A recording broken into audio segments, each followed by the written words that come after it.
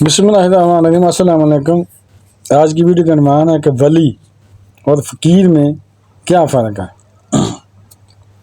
ہمارا آج کا موضوع ہے کہ ولی اور فقیر میں کیا فرق ہے۔ آج کی ویڈیو میں ولی اور فقیر کے مقام اور مرتبے پر ہم بات کریں گے اور ساتھ یہ بھی وضاحت کریں گے کہ ولی اور فقیر میں فرق کیا ہے۔ دیکھیے، ولی ولایت سے آیا ہے، یعنی ولی کا جو لفظ ہے نا، ولایت سے نکلا ہے۔ ولایت کا مطلب دوستی ہے، یعنی اللہ تعالیٰ سے دوستی، اور کسی سے دوستی نہیں۔ اور فقیر فقر سے نکلا ہے، یعنی فقیر کا لفظ ہے نا، فقر سے نکلا ہے، اور فقر کا نام وصال ہے۔ ولایت کی ابتدا یعنی شروعات ولایت کی ریاضت اور مجاہدہ ہے، یعنی کہ محنت سے بھی ولی بنا جا سکتا ہے، محنت کر کے، عبادت کر کے، بندگی کر کے، ریاضت مجاہدہ کر کے، جبکہ ان کی انتہا بھی ریاضت عبادت ہے۔ جو فقر ہے نا، فقر کی ابتدا نور عاشق ہے، جبکہ انتہا عشق ہے، اور عشق کا سب سے چھوٹا درجہ عشق ہے نا، جو عشق کرتا ہے، فقر جو عشق کرتا ہے اللہ سے، اور عشق کا سب سے چھوٹا درجہ یہ کہ محبوب کے قدموں میں اپنا سارا تار کر رکھ دیا جائے، یعنی اللہ کے لیے جب ساتھ دینے کی ضرورت پڑے، جیسے شہید ساتھ دیتا ہے یا کسی اور کوئی مسئلہ ہے، دین کا مسئلہ ہے، وہاں ساتھ دینا پڑا ہے۔ جو فقیر ہوتا ہے نا، وہ سارا فوراً دے دیتا ہے، اور باقی جو وہ سوچتے رہتے ہیں، ساتھ دینا پڑتا ہے، ساتھ بھی دے دے، محبوب کی خاطر ساتھ دے دے۔ ولایت میں محبوب کو دل دیا جاتا ہے، یعنی ولایت جو ہوتی ہے نا، ولی محبوب کو دل دے جاتا ہے، جیسے کہتے ہیں نا، ہم نے تجھے دل دے دیا، جبکہ فقر میں دل نہیں، سر دیا جاتا ہے۔ سبحان اللہ۔ اس لیے فقر کا درجہ ولی سے اوپر۔ خواتین و حضرات، فقر کی منزل پر دنیاوی مال و دولت، منصب و تکریم، شان و شوکت، آرام و آسائش، خواہشات اور عزت و جان اللہ کے عشق میں ختم ہو جاتے ہیں، اور بندہ اللہ کی محبت اور صحبت میں دونوں جہانوں سے بے نیاز ہو جاتا ہے۔ ولی وہ ہے جو عمر بھر اپنے رب کا طالب رہتا ہے اور ذکر و نوافل سے اس کا قرب پا لیتا ہے، یعنی اللہ کی نزدیکی پا لیتا ہے، اور اس ذات سے رحمت خاص کا انعام حاصل کر لیتا ہے۔ لیکن فقر طالب بھی اور مطلوب بھی ہے۔ فقر جو ہے نا، طالب بھی ہے اور مطلوب بھی ہے، یعنی عاشقی بھی اور مشوق بھی ہے۔ فقیر جو ہے نا، فقیر عاشق بھی ہے، مشوق بھی ہے۔ حضرت سخی سلطان بہت رضی اللہ عنہ فرماتے ہیں کہ میں نہ زاہد ہوں، نہ متقی ہوں، نہ پرہیزگار ہوں، نہ ہی میں راتوں کو جا کر بات کرنے والا ہوں، بلکہ میں فنا فی اللہ ہو کر اپنے محبوب سے مل گیا ہوں۔ فنا فی اللہ، فنا فی اللہ کا مطلب ہے اللہ میں فنا ہو جانا، اللہ کی یاد میں فنا ہو جانا، اللہ کی خاطر فنا ہو جانا، اپنی ذات کو فنا کر دینا، اپنے میں کچھ نہیں ہوں۔ ہم تو کہتے ہیں میں سمجھا، تجھے میرا پتہ نہیں ہے، کوئی بات ہے تجھے میرا پتہ نہیں ہے میں کیا چیز ہوں، تو مجھے جانتے نہیں ہوں، ہم ایسے کہتے ہیں۔ اللہ معافی دے، ایسے نہیں کہنا چاہیے۔ جو فقیر لوگ ہیں نا، وہ میں کو مار لیتے ہیں، وہ کہتے ہیں میں کچھ بھی نہیں ہوں، جو کچھ بھی اللہ ہی ہے۔ وہ اللہ کے ساتھ دوسرے دوستوں کو بھی، دوسرے لوگوں بھی کہتے ہیں، یار آپ میں سے اچھے ہیں، میں کچھ نہیں ہوں، آپ اچھے ہیں، میں کچھ نہیں۔ اسی طرح اللہ کا تو کہتے ہیں اللہ تو ہی ہے جو کچھ ہے، میں کچھ بھی نہیں ہوں۔ فنا فی اللہ کا مطلب یہ ہے کہ اللہ کی خاطر فنا ہو جانا، اپنے محبوب سے مل گیا ہوں۔ حضرت سلطان باؤ نے یہ فرمایا تھا۔ سامعین کرام، جہاں پر فقیر ہوتا ہے وہاں مخلوق کا کوئی کنسیپٹ نہیں ہوتا، یعنی جہاں پر فقیر پہنچتا ہے وہاں پر کوئی نہیں پہنچ سکتا، نہ وہاں مشرق ہوتی ہے نہ مغرب ہوتی ہے، یعنی نہ صبح ہوتی ہے نہ شام ہوتی ہے، نہ وہاں دن ہوتا ہے نہ رات ہوتی۔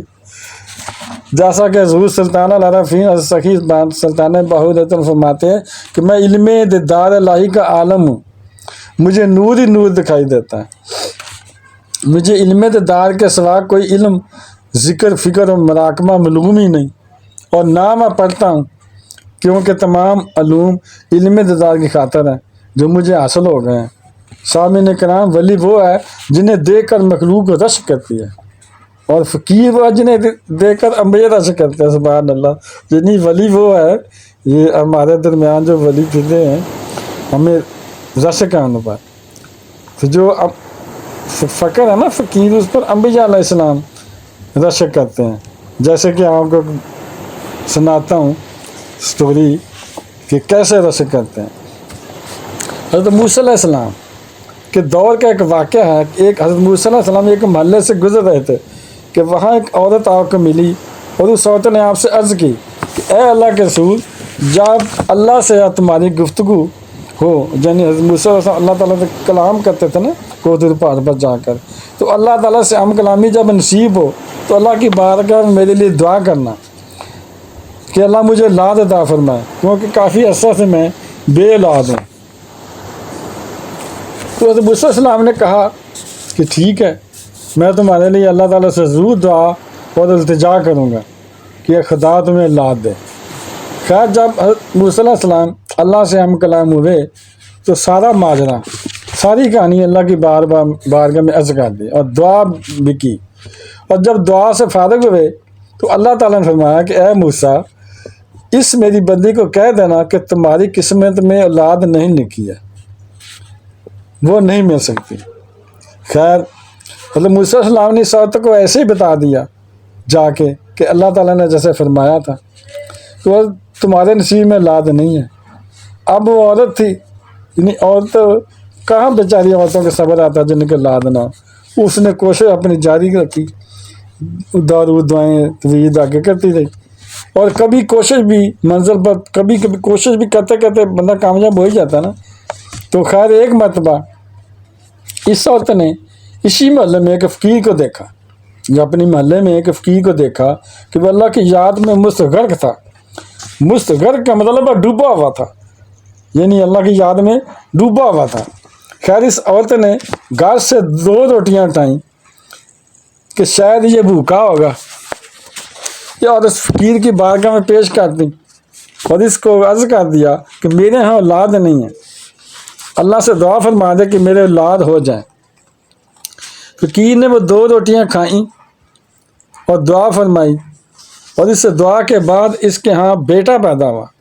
اب کچھ عرصہ بعد اسی محلے سے حضرت موسیٰ علیہ السلام کا گزر ہوا. انہوں نے یہ بچہ دیکھا جو آگ کے انگارے سے کھیل رہا تھا. حضرت موسیٰ علیہ السلام نے یہ دیکھ کر آواز دی کہ یہ بچہ کس کا ہے؟ تو وہی عورت آئی تو حضرت موسیٰ علیہ السلام نے کہا کہ تمہارے نصیب میں اولاد نہیں تھی، مگر یہ بچہ کیسے پیدا ہو گیا؟ اس عورت نے کہا کہ دیکھ لو اللہ نے مہربانی فرما دیا. حضرت موسیٰ علیہ السلام بڑے حیران ہوئے، اور پھر جب اس کے بعد اللہ تعالیٰ سے ہم کلام ہوئے تو اللہ تعالیٰ سے کہنے لگے یا باری تعالیٰ، آپ نے فرمایا تھا کہ فلاں عورت کے تقدیر میں اولاد نہیں لکھی ہے، اور میں اس کے یہاں ایک بیٹا دیکھ کر آیا ہوں، آخر یہ ماجرا کیا ہے؟ تو اللہ تعالیٰ نے ارشاد فرمایا کہ اس کا جواب میں تمہیں بعد میں دوں گا، پہلے تم جاؤ اور کہیں سے زندہ آدمی کا گوشت لے کر آؤ. اس کا جواب میں بعد میں دوں گا، پہلے جاؤ کسی زندہ آدمی کے جسم کا گوشت لے کے آؤ. تو حضرت موسیٰ علیہ السلام بڑے نیک اور پارسا عبادت گزاروں کے پاس گئے، بڑے نیک لوگوں کے پاس گئے کہ مجھے اللہ نے بھیجا کہ اپنا گوشت دے دو، لیکن کسی نے نہیں دیا. بالآخر یعنی آخر کار واپس آ رہے تھے کہ راستے میں ایک فقیر بیٹھا تھا. اسی نے کہا کہ اے موسیٰ، کیوں پریشان دکھائی دے رہے ہو؟ تو حضرت موسیٰ علیہ السلام نے کہا کہ اللہ نے انسان کے گوشت کے لیے کہا تھا، مگر میں ڈھونڈ کر تھک گیا ہوں، بہت دور گیا ہوں، ادھر گیا ہوں، کسی نے نہیں دیا. تو اس فقیر نے کہا کہ اے موسیٰ ادھر آؤ، بڑے فراغ دلی سے کھلے دل سے میرے گوشت کاٹنا شروع کر دو، میرے جسم سے گوشت کاٹنا شروع کر دو جہاں سے دل کرتا. تو حضرت موسیٰ علیہ السلام نے گوشت کاٹنا شروع کر دیا. جب بازو سے گوشت کاٹا نا تو فقیر نے کہا دوسرے بازو کا بھی کاٹ لو یار، شاید یہ اللہ کا پسند آ جائے. تو دوسرے بازو کا بھی کاٹ لیا. دونوں بازوؤں سے جب گوشت کاٹ لیا تو اس فقیر نے کہا کہ میری گردن اور کلیجہ بھی نکال لو، یعنی میری گردن سے بھی گوشت کاٹو اور میرا کلیجہ بھی نکال لو، کہ کہیں میرا رب یہ نہ کہے کہ میرے بندے نے عام اعضاء کا گوشت، جنہوں عام اعضاء جو ہیں جنرل زائن کا گوشت دے دیا اور گردن اور کلیجہ بچا لیا. تو حضرت موسیٰ علیہ السلام نے کلیجہ نکال ہی رہے تھے تو कलेजा निकालने लगा। फिर तो मुसलमान कलेजा निकालने लगा। जब तो मुसलमान का यार कलेजा निकाल लो, तो कलेजा निकालने लग गए। जब कलेजा निकाल ही रहे थे कि अल्लाह तेरे से आवाज़ आई, ना मूसा ना कलेजा ना निकाल। मैं इसको बड़ी अच्छी तरह से जानता हूँ, इस बुजुर्ग को मैं बड़ी अच्छी तरह से जानता हूँ। एक जान तो दूर, मेरे नज़दीक हज़ारों जाने भी कुर्बान कर सकते हैं। जिनके पास हज़ारें जाने हो ना, तो एक ही बजाय हज़ारों जाने मुझे जो दे सकते हैं। और फरमाया क्या है, मूसा तुझे तेरे सवाल का जवाब मिल गया होगा। ये नहीं मिल गया जवाब कि किस बंदे ने मुझे दिया गोश्त। अब मेरा बंदा एक हुक्म पर अपना कलेजा देने का तैयार है। यानी जो बंदा मेरे हुक्म पर अपना कलेजा भी, गर्दन भी, हर जगह से गोश्त देने को तैयार है, तो मैं इसकी बात को कैसे रद्द कर सकता हूँ, कैसे इनकार कर सकता हूँ। इसने एक बच्चे का कहा है कि बच्चा दे दो फलां को। अगर जो 100 बच्चों के लिए दुआ करता तो मैं उसको तो उस साल को 100 बेटे भी तका कर देता। सुभान अल्लाह। ख़वातीन हज़रात, फ़क़ीर इसको कहते हैं, फ़कीर इसको कहते हैं। आजकल वाले फ़कीर नहीं है जो फिरते हैं रोटियां मांगते फिरते हैं, तो कोई रोटी ना दे तो उसे सलाह पड़ते हैं, उससे गुस्से होते हैं। फ़कीर होता कोई दे फिर भी राज़ी, ना दे फिर भी राज़ी। इसलिए नबी करीम सल्लल्लाहु अलैहि वसल्लम ने इरशाद फरमाया, अल फ़क्र फ़खरी वल फ़क्र मिन्नी। यानी फ़क्र जो फ़क्र है ना, मेरा फ़क्र है, और जो फ़क्र है ना वो मुझसे है। यानी सबसे बड़े फ़कीर और फ़क्र हुज़ूर पाक सल्लल्लाहु अलैहि वसल्लम है। फ़क्र अल्लाह के ख़जानों में से एक ख़जाना है, ये भी एक ख़जाना है जिसको मिल जाए। ख़वातीन हज़रात, जहाँ वलायत व वली की इंतहा जाए, इसको फ़क्र कहते हैं, इसी को फ़कीर कहते हैं। और फ़क्र की कोई इंतहा नहीं है, यानी उसकी वली की तो इंतहा ना, जहाँ से इब्तिदा होती है फ़क्र की, मगर फ़क्र की कोई इंतहा नहीं है।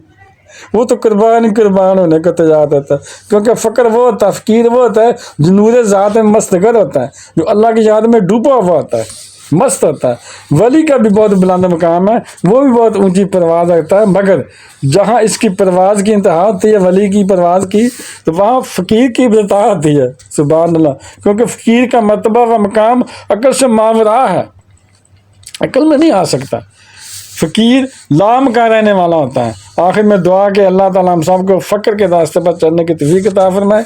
इस वीडियो को सदका जारी है समझ कर आगे शेयर कर दें अगर अच्छी लगी है तो बहन भाइयों, बेटे अगर आपको मेरी ये वीडियो अच्छी लगी है और अभी तक अगर आपने मेरे चैनल को सब्सक्राइब नहीं किया तो लाजमी कर लें और बेल को दबाकर आल पर क्लिक कर दें ताकि मेरी आने वाली अच्छी से अच्छी वीडियोज़ आपको मिलती रहें। चलो मिलते हैं नेक्स्ट वीडियो में। अस्सलाम वालेकुम, खुदा हाफिज़।